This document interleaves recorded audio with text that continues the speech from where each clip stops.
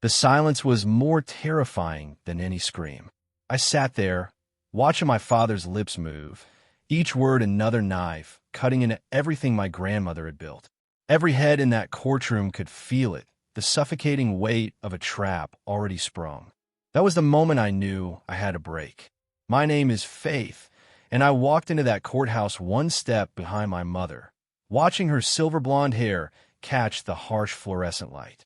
She looked fragile in a way that broke my heart, her hands trembling as she clutched her worn purse, her eyes avoiding the crowd as if their stares could burn. My father, Joseph, sat across the aisle in a designer suit that probably cost more than my mother's monthly rent, his smile sharp and predatory. Flanking him like attack dogs were his attorneys Jody B. in her tailored blazer, leather briefcase gleaming, and Ciola T., the kind of lawyer whose reputation makes people settle before trial. When Joseph saw us, he didn't just smile. He leaned forward, making sure everyone could see his confidence. This wasn't uncertainty. This was certainty, the kind that says, "You've already lost." This case should have been straightforward. My grandmother's will was clear, but Joseph was claiming the inheritance belonged to him through documents that mysteriously appeared after her death. He wanted the house, the land passed down through 4 generations, even the savings meant to keep my mother secure at her old age. His legal team had prepared for months, stacks of papers arranged in intimidating columns on their table, each one supposedly proving his lies. My mother had no lawyer. She couldn't afford one. That was exactly what Joseph had counted on, leaving her defenseless. As we took our seats, Joseph's voice carried just far enough for nearby spectators to hear. "This won't take long. She has nothing." Jody B. smirked. Ciola T. adjusted his expensive watch. A few people in the gallery shifted uncomfortably. My mother's grip on my hand tightened until I could feel her pulse racing through her fingertips. When the judge entered, the courtroom rose. The case was called. Ciola T. stood smoothly and launched his opening assault, his voice polished and ruthless, twisting facts into weapons designed to confuse and destroy. My mother tried to speak when the judge addressed her, but her voice came out barely above a whisper, shaking with decades of being silenced. Each time she stammered, Joseph's smile stretched wider. Then the judge turned to our side. "Does the defendant have legal representation?" Before my mother could answer, Joseph laughed, loud, mocking, finally. "Obviously not, Your Honor." That's when everything inside me ignited. Before we go any further, I need to know something. This story about Faith standing up to her father is being watched right now in courtrooms of living rooms across the world. From New York to Paris, London to Mumbai, people are dealing with family members who think silence means victory. So right now, pause for 2 seconds and comment what city you're watching from. Just a city name. That's it. Because when you see how many people from how many places are watching someone find their voice, you realize you're not alone in whatever battle you're facing. Comment on your city right now. I want to see how far this story travels. Go! The courtroom was packed, every bench filled with faces I didn't recognize, strangers who'd come to witness what they probably assumed would be a quick, brutal defeat. The air felt thick, heavy with the kind of tension that comes before something breaks. I guided my mother through the center aisle, feeling every eye on us, hearing the whispers that weren't quite whispers. She moved slowly, deliberately, her silver blonde hair styled with the kind of care that spoke of dignity even in devastation. She wore her best dress, simple and modest, but her hands wouldn't stop shaking. Across the room, Joseph commanded space like a king surveying his kingdom. His suit was immaculate charcoal gray, perfectly tailored, the kind of expensive that announces itself without words. He sat with his legs crossed casually, one arm draped over the back of his chair, utterly relaxed. When our eyes met, his smile didn't waver. It widened. Beside him, Jody B. arranged documents with mechanical precision, her leather briefcase open like a surgeon's kit. Every movement was calculated, controlled. She glanced at us once, a quick, dismissive assessment, then returned to her papers as if we'd already been erased. Ciola T. sat on Joseph's other side, older, seasoned, his gray suit and steel-rimmed glasses giving him an air of unshakable authority. I knew his reputation. He didn't lose. Ever. The contrast was impossible to miss. On one side, a small army of legal firepower, confidence, and resources. On ours, an elderly woman clutching a worn purse, and her daughter, who everyone assumed was just there for moral support. The imbalance wasn't subtle. It was designed to be seen, felt, absorbed by everyone watching. This was Joe Zepp's stage, and he knew it. The house my grandmother left behind wasn't just property. It was history for generations of women who'd raised families within those walls, tended the garden that bloomed every spring, kept the porch light burning for whoever needed to come home. The land stretched back to my great-great-grandmother, who'd worked herself to exhaustion to buy it when women weren't supposed to own anything. It wasn't vast or valuable by market standards, but it was ours. It meant everything. My grandmother had been clear about her wishes. The house, the land, the modest savings she'd accumulated through decades of careful living, all of it was meant for my mother, to give her security in the years when she could no longer work. Gran had even made sure to update her 2 years before she died, sitting at our kitchen table with a legal aid attorney, making absolutely certain there could be no confusion. Joe Zepp hadn't been there. He hadn't been anywhere near us for almost a decade. He'd walked away from the family after a bitter argument with Gran, stopped calling, stopped visiting, stopped existing in our lives, except as a painful memory my mother rarely mentioned. We'd grieved his absence, then learned to live without him. Then Gran died. 3 weeks after the funeral, Joe Zepp appeared with lawyers and documents none of us had ever seen. He claimed Gran had changed her mind, had signed papers giving him everything just months before her death. The signatures looked right. The dates seemed plausible. But something felt wrong, deeply, fundamentally wrong. I started asking questions. When did these meetings happen? Who witnessed them?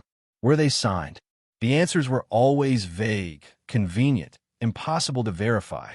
Gran's neighbor mentioned seeing a man matching Joe Zepp's description visiting her house last year when my mother was at work, but Gran had never mentioned it. Not once. That's when I knew. This wasn't inheritance. It was theft. And I couldn't let silence make me complicit. Ciola T rose from his seat with the kind of smooth confidence that comes from decades of courtroom victories. His voice filled the space effortlessly, warm and persuasive, painting Joe Zepp as a devoted son who'd sacrificed everything to care for his ailing mother in her final years. The lies flowed like honey sweet, thick, impossible to separate from truth if you didn't know better. Jody B stepped forward next, her heels clicking against the floor in sharp, deliberate rhythm. She approached the judge's bench with a leather folder, extracting documents one by one as if unveiling sacred artifacts. Your Honor, these are the amended estate documents, signed by Mrs. Elena Martinez just 8 months before her passing. She spoke with surgical precision, her tone suggesting that questioning these papers would be questioning reality itself. The signatures looked authentic. The notary's stamps appeared legitimate. Every detail had been crafted to withstand scrutiny. She presented bank statements showing transfers, appointment records for meetings that supposedly took place, even a handwritten note allegedly from my grandmother expressing her desire to make things right with Joe Zepp. It was masterful, convincing, utterly fabricated. My mother half rose from her seat, her voice breaking through. That's not she never. But the words dissolved into a whisper, her courage crumbling under the weight of the courtroom's attention. Her face flushed red. She sat back down, trembling. Joe Zepp leaned back in his chair, watching her struggle like it was entertainment. His smile wasn't just confident anymore, it was cruel, savoring every moment of her humiliation. When Ciola T described the tearful reconciliation between Joe Zepp and his mother, complete with fabricated conversations and fictional embraces, Joe Zepp actually nodded along, playing the grieving son with practiced ease. The gallery watched, rapt. Some looked sympathetic toward Joe Zepp. Others seemed uncomfortable but uncertain. My mother's hand found mine again, squeezing so hard I thought bones might break. This was the performance they'd rehearsed. Every word, every gesture, every carefully forged document designed to steal everything while making it look legal. And it was working. I sat there, jaw clenched, feeling the words pile up in my throat like stones I couldn't swallow. Every instinct screamed at me to stand, to speak, to stop this obscene performance. But years of conditioning held me pinned to that wooden bench. Don't make a scene, Faith. That's what I'd heard my entire childhood. Keep your head down. Don't cause trouble. Let it go. My mother had taught me that survival meant staying small, staying quiet, not drawing the kind of attention that could hurt us. She'd learned it from her own mother, and probably hers before that, generations of women who discovered that silence was sometimes the only protection they had. But this wasn't protection anymore. This was surrender. I watched my mother's shoulders curve inward with each new lie, her body folding into itself as if she could disappear entirely. The silver in her hair caught the light, making her look older than her years, fragile in a way that made my chest ache. Around us, people shifted in their seats. A woman in the third row shook her head sympathetically, but said nothing. A man near the aisle frowned at Joseph's performance, but remained silent. Everyone could feel something was wrong, but no one would act. My hands curled into fists in my lap, nails digging into my palms until I felt the sharp sting of breaking skin. The pain was grounding, real, cutting through the fog of paralyzing fear. Jody B was speaking again, her voice dripping with false compassion as she described how my grandmother had finally seen the truth about who really cared for her. Joseph nodded solemnly, his performance flawless. That's when it hit me, the terrible clarity that changes everything. My silence wasn't keeping us safe. It was making me his accomplice. Every second I sat there saying nothing, I was helping him steal from the woman who'd raised me, who'd sacrificed everything to give me a chance at something better. Silence had transformed from shield to shackle. The judge looked up from the documents Jody B had submitted, his expression neutral but tired, like he'd seen 1,000 cases just like this and already knew how it would end. He turned toward our table, his gaze settling on my mother with something that might have been sympathy. "Mrs. Martinez, do you have legal representation for these proceedings?" My mother opened her mouth, but no sound came out. Her lips moved silently, forming words that wouldn't materialize. I felt her hand grip mine tighter, desperate. Before she could find her voice, Ciola T stood, spreading his hands in a gesture of mock concern. "Your Honor, the defendant has no counsel. She couldn't afford one." His tone was pitched perfectly, not quite mocking, but carrying just enough emphasis to make the implication clear. "She's poor. She's helpless. This will be easy." Joseph didn't even try to hide his reaction. He chuckled a low, satisfied sound that carried in the quiet courtroom. Jody B's lips curved into a smile she didn't bother to conceal. The victory was so assured they weren't even pretending anymore. Uncomfortable murmurs rippled through the gallery. People shifted, exchanged glances. They could all see what was happening, but courtrooms had rules, procedures, barriers that kept decent people from simply shouting that this was wrong. Something inside me snapped, not like breaking, but like the release of a spring that had been compressed too long, too hard. The pressure that had been building in my chest exploded outward into pure, crystallized purpose. My chair scraped against the floor with a sound like thunder. The courtroom went instantly, completely silent. Every head turned. I stood, feeling my legs steady beneath me despite my heart hammering so hard I could hear it in my ears. My voice, when it came, didn't shake. "Your Honor," I said, each word clear and deliberate, "I'll be representing my mother today." The silence that followed was absolute. Joseph's smile froze on his face like ice cracking. Jody B's head snapped toward me. Ciola T's confident posture faltered. The room held its breath. Joseph's eyes went wide, his mouth opening slightly as if I'd just spoken a language he couldn't comprehend. "Don't be ridiculous," he hissed, loud enough for those nearby to hear. "Sit down. You're embarrassing yourself." But I was already moving, walking toward the bench with my credentials folder in hand. My legs felt steady now, powered by something beyond adrenaline purpose. Maybe, or finally surrendering to who I'd become instead of who I'd been afraid to be. The judge watched me approach, one eyebrow raised, his expression a mixture of curiosity and caution. I handed him my documents, bar admission certificate, license verification, everything official and undeniable. Faith Martinez, Your Honor, I said, my voice ringing with the confidence I was discovering in real time. Attorney at law, admitted to practice 6 months ago, licensed and in good standing with the state bar.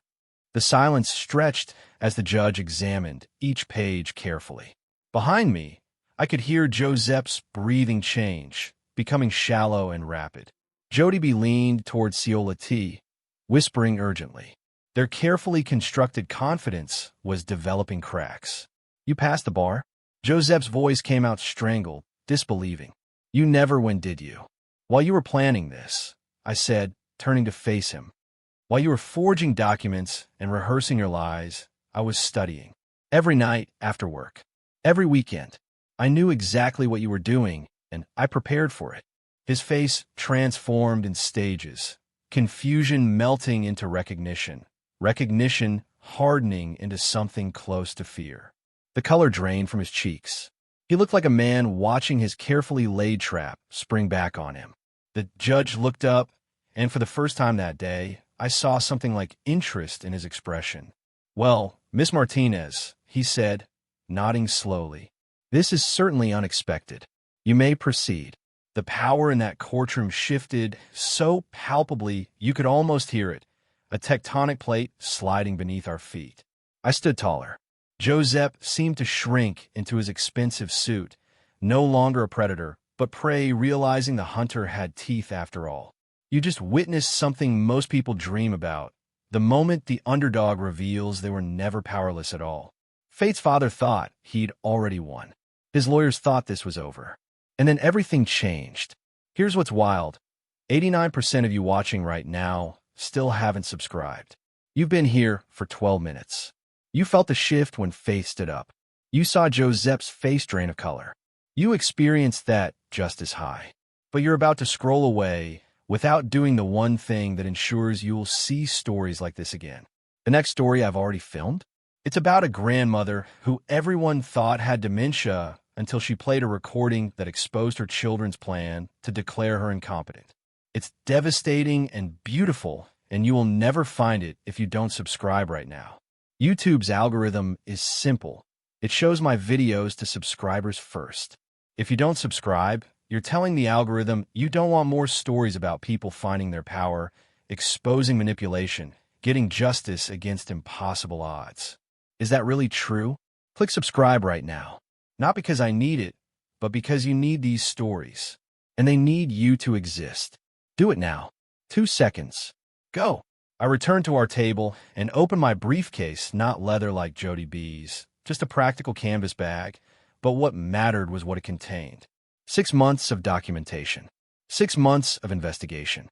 6 months of building an airtight case while Joseph assumed we were helpless. Your Honor, I'd like to submit evidence that directly contradicts the plaintiff's claims. I approached the bench with the first set of documents. These are my grandmother's authentic financial records from her primary bank, subpoenaed 3 months ago. They show consistent account activity managed solely by her until 2 weeks before her death, when my mother was added as the authorized user exactly as her will specified. Ciola T. stood quickly. Objection, Your Honor. We weren't provided discovery on.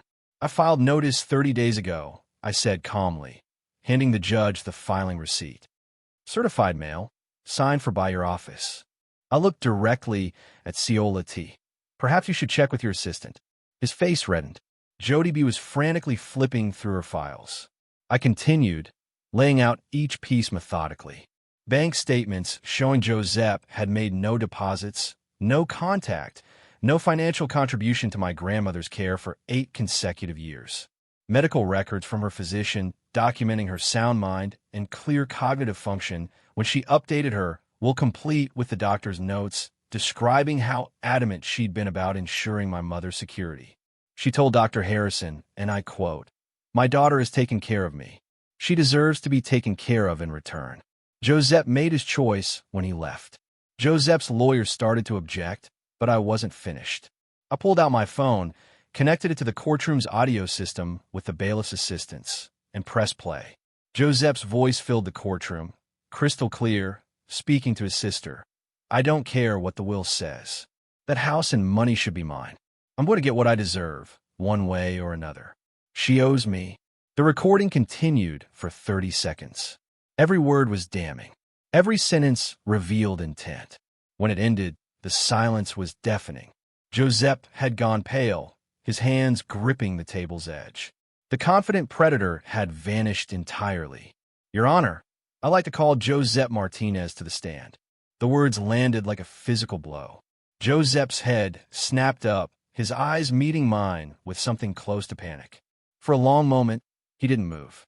Ciola T leaned over, whispering urgently in his ear, but the judge was already gesturing toward the witness stand. "Mr. Martinez, please take the stand." Josep stood slowly, tugging at his suit jacket, as if straightening it could restore his composure. But I could see the sweat beginning to bead along his hairline, the slight tremor in his hands as he placed one on the Bible. His voice cracked when he swore to tell the truth. I started gently, almost conversationally. "Mr. Martinez, you claim you visited your mother regularly in the months before her death. Can you tell me specifically when these visits occurred?" He cleared his throat. "It was several times. I don't remember the exact dates. Was it weekly? Monthly? Monthly, I'd say. Maybe every few weeks." I nodded, pulling out a document. "Your Honor, this is the visitor log from the assisted living facility where Mrs. Elena Martinez resided for the final year of her life. Every guest must sign in. Mr. Martinez's name appears exactly 0 times." Josep's jaw tightened. "I visited her at home before that. Her neighbor, Mrs. Chun, kept detailed notes in her diary. She was concerned about my grandmother living alone. She documented every visitor for 18 months. Your name appears once, on a date that happens to be 3 days after you claim these inheritance documents were signed." Sweat was visible now, running down the side of his face. "Dates can be wrong. Memory isn't perfect." I held up another document. "This is a handwriting analysis comparing the signature on your amended documents to my grandmother's authenticated signatures from her medical records, her will, her bank accounts. The expert's conclusion: the signatures on your documents were forged, likely traced, but with pressure points and pen flow that don't match her actual writing patterns." "That's absurd." Josep's voice rose. "She signed those herself. Then how do you explain that the notary listed on these documents," I held them up, "had her license revoked 4 years ago and is currently serving time for fraud?" Jody B. shot to her feet. "Objection. This is overruled," the judge said, his voice cold. "I'd like to hear the answer." Josep's composure shattered. "This is a setup. You've manipulated everything to make me look. Did you or did you not tell your sister you would get that inheritance, one way or another?" His face went from red to white. His mouth opened and closed. The carefully constructed lies had nowhere left to hide. Ciola T was frantically shuffling papers, searching for something, anything to salvage this. But there was nothing. The facade didn't just crack, it collapsed completely. The judge removed his glasses slowly, deliberately, and the gesture somehow felt more ominous than any gavel strike. He looked at Josep with an expression that had moved beyond disappointment into something colder, disgust, perhaps, or the particular anger reserved for those who exploit the vulnerable. "Mr. Martinez," he began, his voice cutting through the tense silence, "in 30 years on this bench, I have seen many attempts to manipulate the legal system. But what you have done here, forging documents, fabricating evidence, attempting to defraud your own mother's estate, and leaving your elderly sister destitute, is among the most egregious cases of bad faith litigation I have encountered." Josep stared at the floor, his expensive suit suddenly looking like a costume that no longer fit. "This case is dismissed with prejudice. The inheritance, as outlined in Mrs. Elena Martinez's authenticated last will and testament, is hereby confirmed to belong entirely to Mrs. Rosa Martinez. Furthermore, I am referring this matter to the District Attorney's Office for investigation into potential criminal charges, including document forgery, fraud, and elder exploitation." The words landed like hammer blows. Jody B. was already closing her briefcase, her face carefully blank. Ciola T gathered his papers with swift, mechanical efficiency, both of them creating visible distance from their client, as if his guilt might be contagious. Mr. Martinez, the judge continued, you are fortunate your mother is not here to see what you've attempted. You should be ashamed. Joseph stood on shaking legs, unable to meet anyone's eyes, not the judge's, not his lawyer's, and certainly not mine. As the bailiff gestured for him to exit, he moved like a man in a daze, the confident predator transformed into something defeated and small. The moment he disappeared through the courtroom doors, the gallery erupted.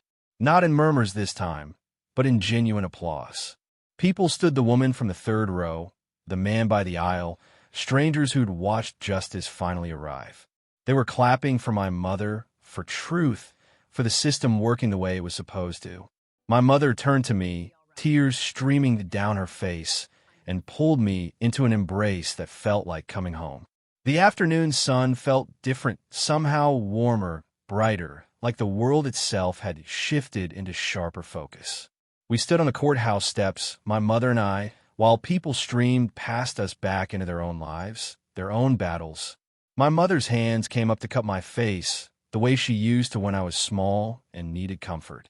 But this time, she was the one trembling with emotion, tears streaming freely down her cheeks.